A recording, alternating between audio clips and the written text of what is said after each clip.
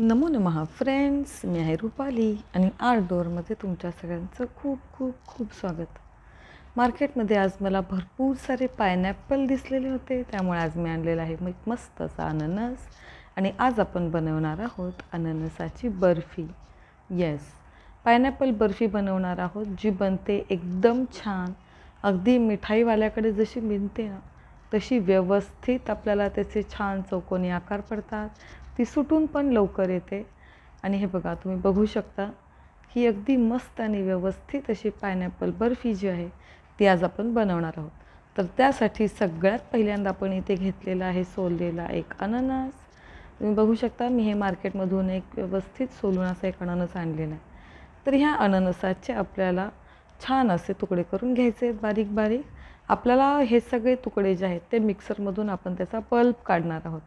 तर तुम्ही बघू शकता, मी अननसाचे मोठे मोठे तुकडे केलेले आहेत. ते सगळे तुकडे आपण टाकणार आहोत मिक्सरच्या भांड्यात.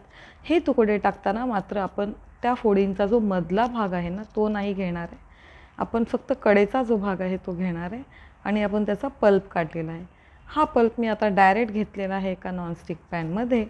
आणि त्यामध्ये जे साधारण जेवढा पल्प असेल, जर पल्प 2 वाटी असेल तर इथे आपण 2 वाटी साखर घेणार आहोत. आणि तेवढ्याच प्रमाणामध्ये मी इथे 2 वाटी टाकलेलं आहे डेसिकेटेड कोकोनट, याचा अर्थ सुकं खोबरं.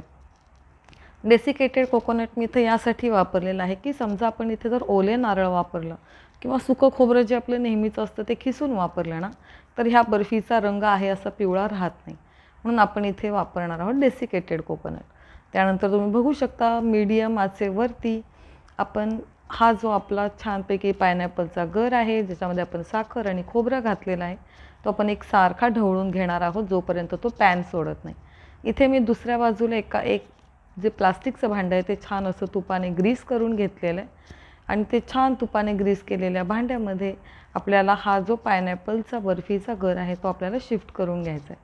पण त्याच्यापूर्वी तुम्ही बघू शकता, गॅसवरती जोपर्यंत हा आपली पायनॅपलच्या बर्फीचं हे जे मिश्रण आहे ते छानपैकी असं एकदम सुक्कं होत नाही आणि ते पॅनला सोडायला चालू होत नाही ना, तोपर्यंत म्हणजे जवळजवळ त्याचा एक सारखा असा एखादा गोळा व्हावा आणि जो तो गर आहे तो व्यवस्थित तो पॅन सोडायला लागेल इथपर्यंत आपण ते गॅसवरती ठेवणार आहोत. आणि त्यानंतर हलकंसं गार झाल्यानंतर आपण तो सगळा जो गर आहे तो तुम्ही बघाल आता फ्राय पॅनला काहीही चिकटलेलं नाही आहे. म्हणजे अगदी हे त्याचं साईन आहे की ज्याच्यावरून तुम्ही ओळखू शकता की आपल्या बर्फीचं मिश्रण हे अगदी व्यवस्थित तयार झालेलं आहे. तर ह्या पद्धतीने आपण ते सगळे जे मिश्रण आहे ते सगळं एकसारखं इथे थापून घेणार आहोत. आणि थोडा वेळ गार झाल्यानंतर अगदी तुम्हाला आवडेल त्या आकारामध्ये तुम्ही ही पायनॅपलची बर्फी जी आहे ती कट करणार आहात. तुम्ही बघू शकता, मी सुरीला पण हलकंसं तूप लावलेलं होतं आणि त्या तुपामुळे ते जे बर्फीचा जो गर आहे तो आपल्याला चिकटत नाही आहे. आणि या पद्धतीने एकसारख्या मी अशा चौकोनी वड्या ह्याच्या बनवलेल्या आहेत. ह्या वड्या कट केल्यानंतर एक अगदी 10 ते 15 मिनटातच तुमची जी पायनॅपलची बर्फी आहे ती मस्त अशी छान सुकून येते. हे बघा, तुम्ही बघू शकता, पुन्हा एक 5 ते 10 मिनटानं साधारण बर्फी सुकत आली आणि आपल्याला ती वेगळी करायची आहे. जेव्हा काढायची आहे एकदम सुकी खटखटीत अशी बर्फी जी आहे ती आपण पुन्हा एकदा सुरीने छान कट करणार आहोत. आणि या पद्धतीने चौकोनी एक बर्फीचा तुकडा आपल्याला काढून घ्यायचा आहे. तर ही झाली आपली पायनॅपलची बर्फी रेडी. एन्जॉय.